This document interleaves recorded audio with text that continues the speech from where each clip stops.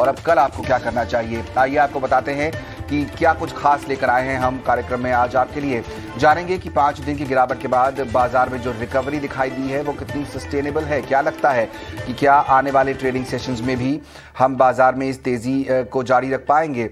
बाजार में जो हमने उठापटक देखी, एक गैप डाउन, उसके बाद एक रिकवरी, इस पर अब क्या करना चाहिए, कैसे इसको ट्रेड करना चाहिए, हम जानेंगे दिग्गजों की राय और साथ ही साथ आपके लिए लेकर आएंगे अगले ट्रेडिंग सेशन के लिए ट्रेडिंग आइडियाज।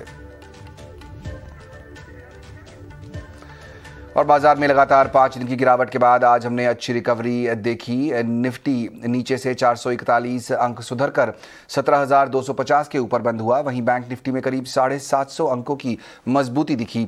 बाजार में रिकवरी कैसे लौटी और दिन भर क्या हालचाल रहे, बताने के लिए हमारे साथ हमारी सहयोगी पूजा त्रिपाठी जुड़ रही हैं। पूजा, काफ़ी अच्छी रिकवरी देखने को मिली। हमने देखा एक गैप डाउन शुरुआत हुई बाजार की, लेकिन रिकवरी काफ़ी अच्छी थी। उसके बाद क्या फैक्टर्स रहे और कौन कौन से स्टॉक्स में सबसे ज़्यादा एक्शन रहा आज?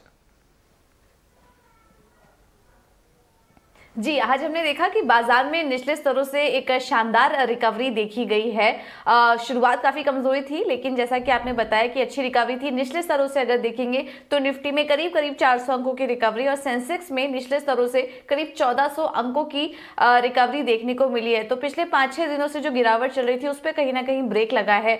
आज जो नतीजे आ रहे थे एक के बाद एक बड़ी दिग्गज कंपनियों के और कुछ सेक्टर्स के, वो काफी अच्छे थे और अच्छे नतीजों के बल पर ही आज हमने देखा कि बाजार में एक तेजी आई है। और कहीं ना कहीं ग्लोबल मार्केट्स में भी कल हमने देखा कि रिकवरी आई थी, तो अंदाजा हो गया था कि आज भारतीय बाजारों में भी कुछ रिकवरी देखने को मिल सकती है। एक्सिस बैंक की अगुवाई में हमने देखा कि बैंकिंग शेयरों में आज शानदार मोमेंटम था।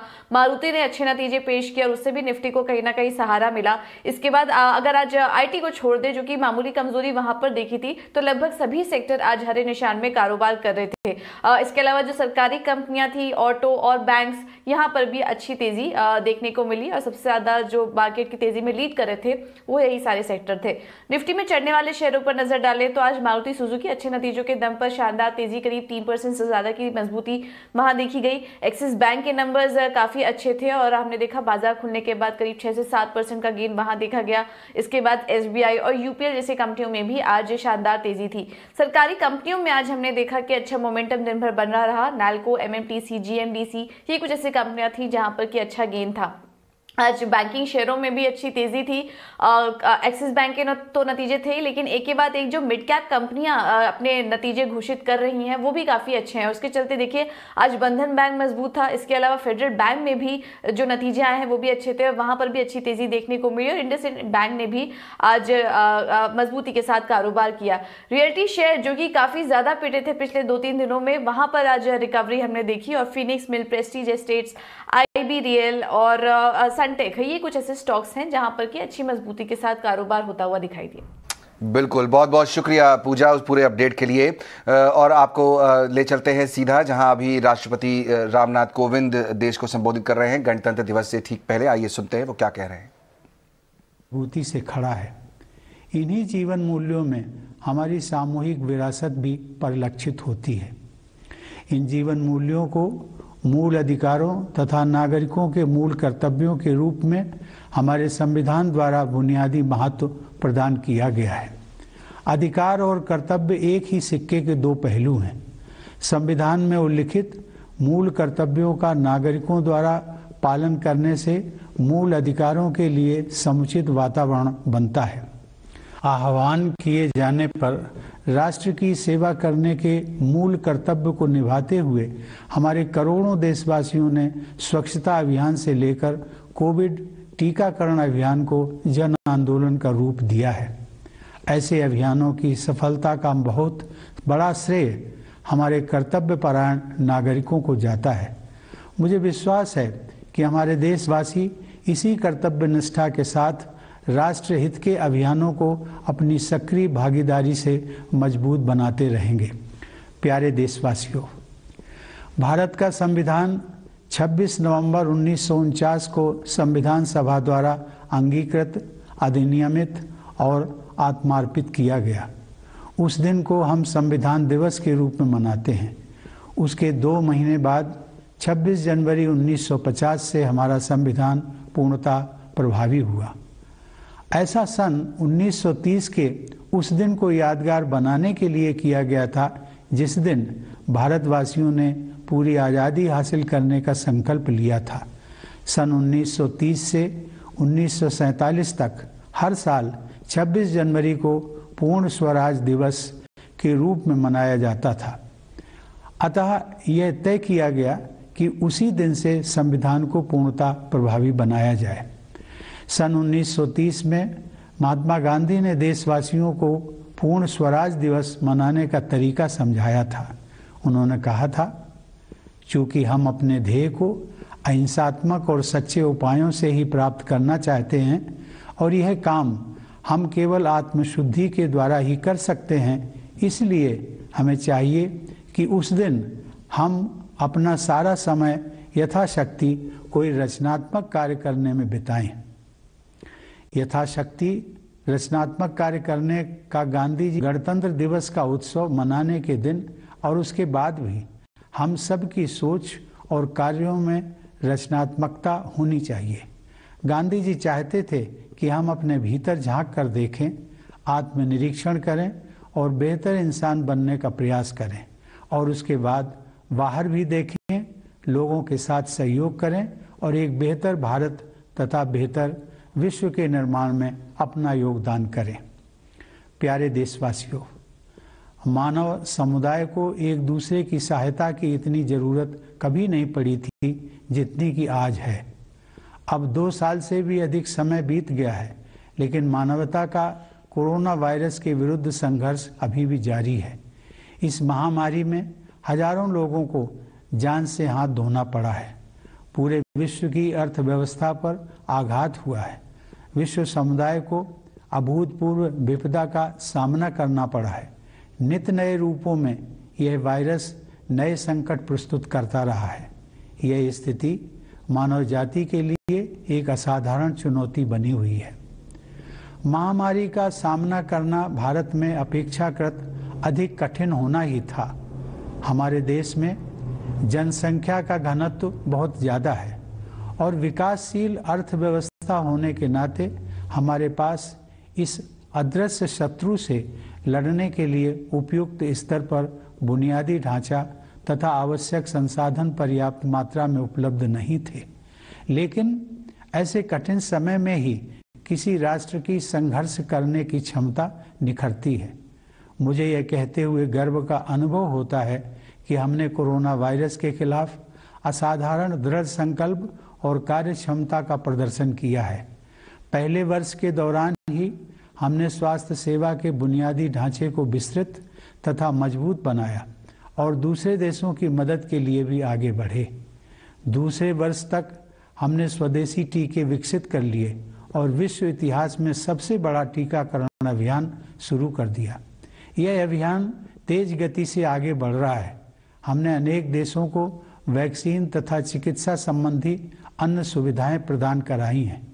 भारत के इस योगदान की वैश्विक संगठनों ने सराहना की है। दुर्भाग्य से संकट की स्थितियां आती रही हैं क्योंकि वायरस अपने बदलते स्वरूपों में वापसी करता रहा है। अनगिनत परिवार भयानक विपदा के दौर से गुजरे हैं। हमारी सामूहिक पीड़ा को व्यक्त करने के लिए मेरे पास शब्द नहीं हैं, लेकिन एकमात्र सांत्वना इस बात की है कि बहुत से लोगों की जान बचाई जा सकी है। महामारी का प्रभाव अभी भी व्यापक स्तर पर बना हुआ है, अतः हमें सतर्क रहना चाहिए और अपने बचाव में तनिक भी ढील नहीं देनी चाहिए। हमने अब तक जो सावधानियां बरती हैं उन्हें जारी रखना है। मास्क पहनना और सोशल डिस्टेंसिंग बनाए रखना कोविड अनुरूप व्यवहार के अनिवार्य अंग रहे हैं। कोविड महामारी के खिलाफ लड़ाई में वैज्ञानिकों और विशेषज्ञों द्वारा बताई गई सावधानियों का पालन करना आज हर देशवासी का राष्ट्र धर्म बन गया है।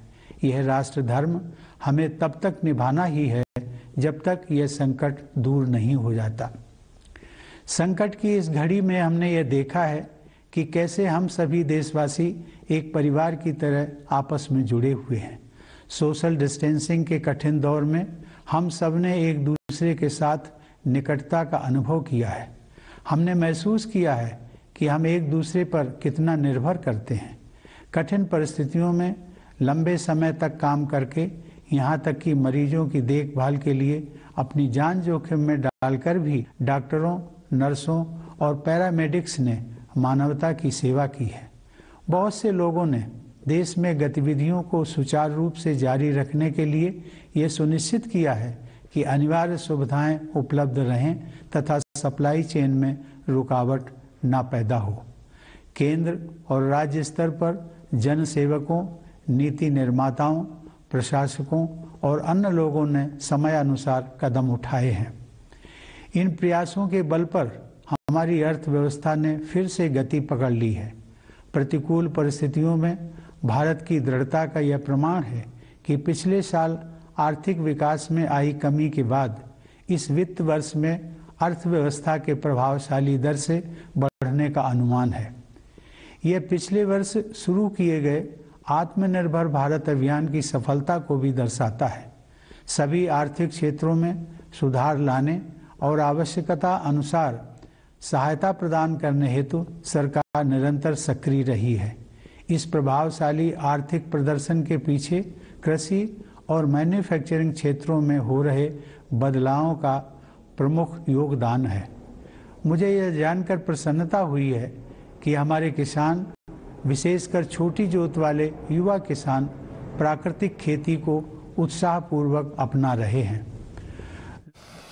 राष्ट्रपति रामनाथ कोविंद वहां पर राष्ट्र को संबोधित करते हुए 73वें गणतंत्र दिवस से ठीक पहले और वो बधाई दे रहे हैं सभी देशवासियों को, जिस तरह से हमने कोरोना की इस महामारी से निपटारा किया है, जिस तरह से लगातार पूरी मानव जाति जो है इस समय संघर्ष कर रही है एक बड़ी इस समस्या से निपटने के लिए।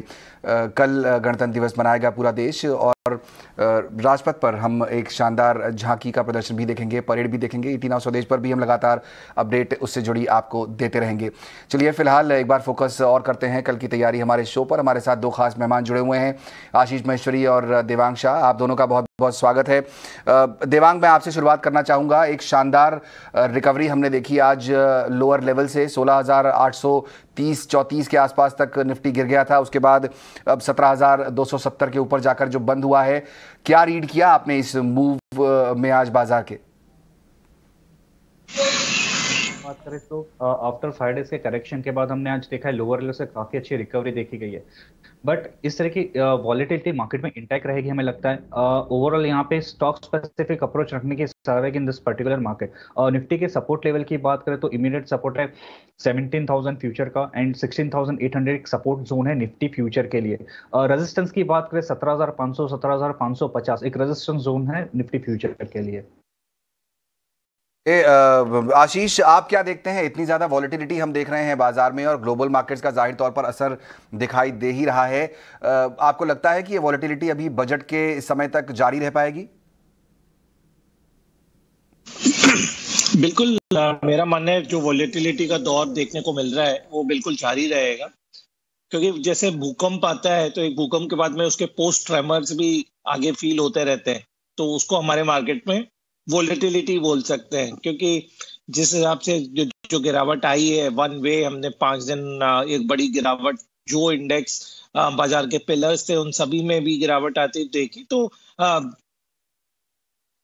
इसमें थोड़ा बाजार को एक दोबारा से अपना लेवल को फाइंड करने के लिए और दोबारा से बढ़ने के लिए। तो मेरी सलाह तो ये रहेगी कि बहुत एकदम से बुलिश नहीं हो जाना चाहिए कि 5 दिन के बाद में आज बाजार में थोड़ा बाउंस बैक आ गया, क्योंकि एक डेड कैट बाउंस भी हो सकता है। और अभी भी जो मैक्रो फैक्टर है, एफओएमसी मीटिंग का आउटकम, रशिया यूक्रेन का और बजट, ये कई सारे फैक्टर हैं जो बाजार की डायरेक्शंस को काफी वोलेटाइल रख सकते हैं। तो कॉशियस रह के ट्रेड करने की सलाह रहेगी और बिना स्टॉप लॉस के ट्रेडर्स बिल्कुल ट्रेड ना करें अगले कुछ दिनों के लिए एटलीस्ट। बहुत ज़्यादा कॉशियस होने की ज़रूरत है, क्योंकि हम देख रहे हैं वॉलेटिलिटी बहुत ज़्यादा है बाजार में। और जैसा कि आशीष भी कह रहे हैं कि आपको अपने स्टॉप लॉसेस को बहुत स्ट्रिक्टली फॉलो करना चाहिए, खासतौर पे अगर आप ट्रेडिंग करते हैं तो। चलिए स्टॉक स्पेसिफिक बात करते हैं हम लोग भी। नतीजों का सिलसिला चल रहा है और मारुति सुजुकी ने नतीजे अपने पेश किए तीसरी तिमाही में। हमने देखा कि यहाँ पर कंपनी का जो मुनाफा है वो घटा है, लेकिन उम्मीद के मुताबिक ही रहे हैं नतीजे, क्योंकि हमने देखा बाजार में अच्छी मूवमेंट भी दिखाई दी थी इस स्टॉक में। हमारे साथ मेरी सहयोगी सृष्टि शर्मा जुड़ रही हैं पूरा एनालिसिस देने के लिए मारुति के नतीजों पर। तो मारुति सुजुकी के स्टॉक प्राइस की चाल देखें तो वही आपको बता देगी कि नतीजे कैसे आए हैं। अनुमान से काफी बेहतर आए हैं मारुति सुजुकी के नंबर्स।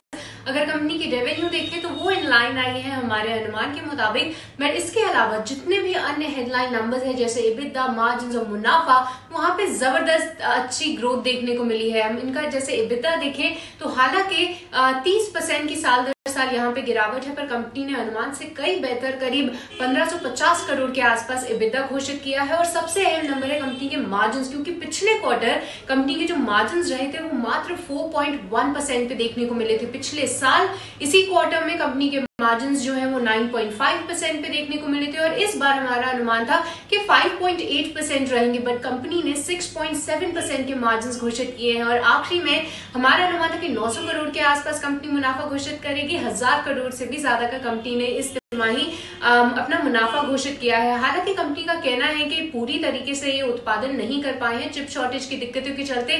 पिछली तिमाही उन्होंने 90,000 से भी ज्यादा उत्पादन खोया है गाड़ियों का, बट आने वाले समय में उनका कहना है कि धीरे धीरे करके ये जो चिप शॉर्टेज की दिक्कतें हैं वो सुधर रही हैं, पर फिर भी वो मानते हैं कि पूरी तरीके से वो आने वाले समय में प्रोडक्शन वापस नहीं ला पाएंगे, क्योंकि कहीं ना कहीं ये दिक्कतें जो है वो बरकरार है। बट इसी के अलावा कंपनी का डिमांड साइड पे कहना है कि मांग काफी अच्छी है, मांग में कोई कमी नहीं है। अगर जब उन्होंने तीसरी तिमाही खत्म की यानी दिसंबर 31 तक उनके पास करीब 2.5 लाख पेंडिंग ऑर्डर्स बचे हुए थे, तो डिमांड काफी रोबस्ट है। प्रोडक्शन को लेकर थोड़ी सी दिक्कतें अभी भी फिलहाल बनी हुई हैं और आगे जाके देखना होगा कि कंपनी मार्जिन आउटलुक पे क्या बोलती है। आज शाम कंपनी की 4 बजे कॉल है, तो वहां से और डिटेल सामने आएंगी।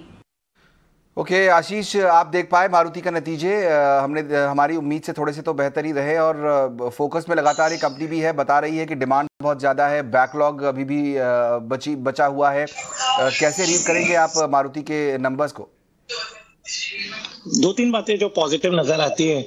सबसे पहले तो जो उन्होंने डिमांड का बैकलॉग बताया कि 2,40,000 गाड़ियां की बुकिंग ऑलरेडी इन हैंड है, तो ये कि बहुत बड़ा कंफर्ट देती है कि डिमांड को लेकर कहीं कोई चिंता नहीं है।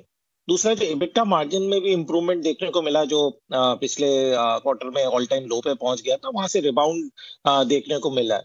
तीसरी बात ये, चूंकि उन्होंने अब गाड़ियों के प्राइसिंग भी बढ़ाया है, तो एक जो प्राइसिंग पावर भी यहाँ पर देखने को मिली। और लास्ट ईयर ओवर ईयर जरूर थोड़े से नंबर्स वीक नजर आते हैं, क्योंकि लास्ट ईयर में इस टाइम पे बिल्कुल रिवेंज बाइंग हुआ था ऑटोमोबाइल सेक्टर में, जो इस क्वार्टर में देखने को नहीं मिला। बट क्वार्टर ओवर क्वार्टर के जो नंबर्स आए हैं वो काफी एनकरेजिंग है। तो मेरा ही मानना है कि नंबर उम्मीद से बेहतर है और ओवरऑल ऑटो सेक्टर में काफी मैं बुलिश भी हूँ। और मेरा मानना है बिल्कुल मारुति जरूर 52 वीक हाई के पास ट्रेड कर रहा है, बट ये अब 9,500 9,700 के लेवल आपको अगले एक क्वार्टर में यहाँ देखने को मिल सकते हैं। और मेरी इनफैक्ट नतीजों को लेकर थम्स अप है और बाय करने की सलाह रहेगी। और यहाँ पर मारुति पर रिजल्ट्स काफ़ी अच्छे रहे और इसलिए उम्मीद कर सकते हैं कि और भी फ़ायदा मिलेगा। 9,000 के ऊपर के टारगेट दिखाई देते हैं, लेकिन जाहिर तौर पर नज़रिया थोड़ा लंबा होना चाहिए आपका। यहाँ पर मैं देवांग से बात करना चाहूँगा और उनसे ये जानना चाहता हूँ कि आपने फार्मा स्पेस में आज क्या देखा। हमने देखा क्योंकि नतीजे आए थे सिप्ला के और उसके बाद पिछले कुछ समय से सिप्ला हमने देखा था कि पॉजिटिव टेरिटरी में कारोबार भी कर रहा था। आज जिस तरह का ट्रेड इस स्टॉक ने दिखाया है, क्या आपको लगता है कि इसमें अपॉर्चुनिटी है या फार्मा स्पेस में किसी और स्टॉक पर फोकस करना चाहिए?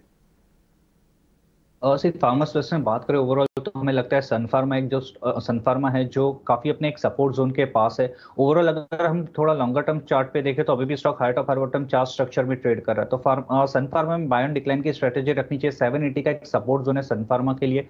रेजिस्टेंस की बात करें तो 850 का जोन है, 850 855 ये जोन तक सन फार्मा आ सकता है आने वाले सेशन में। ओके, तो अगर यहाँ पर आप फोकस करना चाहते हैं फार्मा पर, तो आपको फोकस करना चाहिए सन फार्मा पे। वहाँ पर चार्ट्स बेटर दिखाई देते हैं देवांग को। चलिए, शो में वक्त हो गया है ये जानने का कि हमारे जो मेहमान हैं वो कौन से शेयर आइडिया आपके लिए लेकर आए हैं अगले ट्रेडिंग सेशन के लिए। वक्त है वीआईपी शेयर्स का।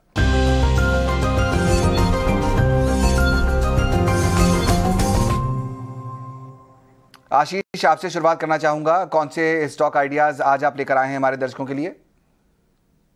जी, मेरा पहला पिक रहेगा लार्ज कैप से टाटा कंज्यूमर प्रोडक्ट्स। 2 फरवरी को कंपनी के नतीजे आने वाले हैं और काफी बेहतरीन नतीजे इस क्वार्टर में हम लोग उम्मीद कर रहे हैं। मेरा मानना है ईयर ओवर ईयर देखा जाएगा तो करीब 50% का मुनाफा टाटा कंज्यूमर में बढ़ सकता है और क्वार्टर ओवर क्वार्टर भी जो ग्रोथ है करीब 10% देखने को मिल सकती है, क्योंकि कंपनी के जो भी वर्टिकल है, टी है, कॉफी है, फूड है, सभी तरफ अच्छा ट्रैक्शन है और वो काफी मार्केट शेयर गेन कर रहे हैं। तो अब आप देखें जी, टाटा कंज्यूमर तो करीब 20 करोड़ घरों में उनके प्रोडक्ट अभी पहुंच गए हैं और 26 लाख दुकानों पे, रिटेल शॉप पे वो अवेलेबिलिटी हो गई है। तो मुझे लगता है काफी बुलिश कमेंट्री टाटा कंज्यूमर की रहने वाली है रिजल्ट के बाद में। तो बिल्कुल इस स्टॉक को ले सकते हैं और 3 महीने में स्टॉक मेरा मानना है 100 रुपए तक की अपसाइड देगा। दूसरा स्टॉक जो है वो मिड कैप से एक स्टॉक है कोठारी पेट्रोकेमिकल लिमिटेड। मेरा मानना है पॉली आइसो ब्यूटेलाइन बनाती है कंपनी, डेट फ्री कंपनी है और 30 साल से मार्केट लीडर है उस पर्टिकुलर प्रोडक्ट में, जो एडेसिव्स में या पेंट्स में या कंज्यूमर प्रोडक्ट्स में उसका जो एंड यूज है वो होता है। और यदि फंडामेंटल भी देखें तो पिछले साल कंपनी का मुनाफा 22 करोड़ रुपए का था और कंपनी ने सिर्फ 6 महीनों में 17 करोड़ का मुनाफा ऑलरेडी कर लिया है। तो काफी अच्छी बेहतरीन कंपनी है। 10 रुपए का पेड अप शेयर अभी भी 103 रुपए में मिलता है। तो मेरा मानना है 140-150 के टारगेट कोठारी पेट्रोकेमिकल्स लिमिटेड में अगले 3 महीनों में देखे जा सकते हैं। ओके, तो कोठारी पेट्रो एक स्टॉक जिस पर फोकस कर सकते हैं आप, और उसके अलावा टाटा कंज्यूमर्स, यहाँ पर करीब 100 रुपए तक की अपसाइड दिखाई देती है अगले 3 महीनों में आशीष को। ये 2 स्टॉक्स आप फोकस में रख सकते हैं। देवांग, आपके पास कौन से आइडियाज होंगे अगले ट्रेडिंग सेशन के लिए? फर्स्ट स्टॉक ऑटो सेक्टर से रहेगा। हमने देखा कि ऑटो सेक्टर में आज काफी हमने एक रैली देखी गई थी स्टॉक के अंदर। यहाँ पे hero MotoCorp, overall chart pattern की बात करें, डेली चार्ट पे एक राउंडिंग बॉटम फॉर्मेशन बना है। ओवरऑल हम 180 डे वैक मूविंग एवरेज के ऊपर सपोर्ट लेकर वापस ट्रेड अपसाइड रिज्यूम किया हीरो मोटोकॉर्प ने। यहाँ पे हीरो मोटोकॉर्प खरीदने की सलाह रहेगी। स्टॉप लॉस यहाँ रखना चाहिए 2700 का, टारगेट है 2890। सेकेंड स्टॉक है पावर ग्रिड। पावर ग्रिड हमने देखा कि रिसेंटली जैसा कि मार्केट में करेक्शन है, ये जो स्टॉक है पावर ग्रिड, ये काफी अच्छा एक फॉर्मेशन बना है, स्ट्रॉन्ग फॉर्मेशन बना है। Overall higher top higher bottom chart structure में ट्रेड कर रहा है। तो यहाँ पावर ग्रिड खरीदी की सलाह रहेगी। स्टॉप लॉस रखने से 210 का, टारगेट है 229। ओके, तो 2 स्टॉक्स यहाँ पर जो देवांग की तरफ से आ रहे हैं वो है पावर ग्रिड, 216 से 217 के बीच आप ले सकते हैं। यहाँ पर हमने देखा कि स्टॉक करीब 218 के आसपास था, 229 तक के टारगेट, 210 का स्टॉप लॉस लेके चलिए। और हीरो मोटो भी एक फोकस पे रहेगा स्टॉक, यहाँ पर टारगेट दिखाई देते हैं 2890 रुपए तक के, तो वहाँ भी अच्छी खासी अपसाइड की उम्मीद आप कर सकते हैं। चलिए, देवांग और आशीष, बहुत बहुत शुक्रिया आज शो में शामिल होकर हमसे चर्चा करने के लिए और अपने स्टॉक आइडियाज भी देने के लिए। कल की तैयारी की पूरी टीम को फिलहाल दीजिए इजाजत।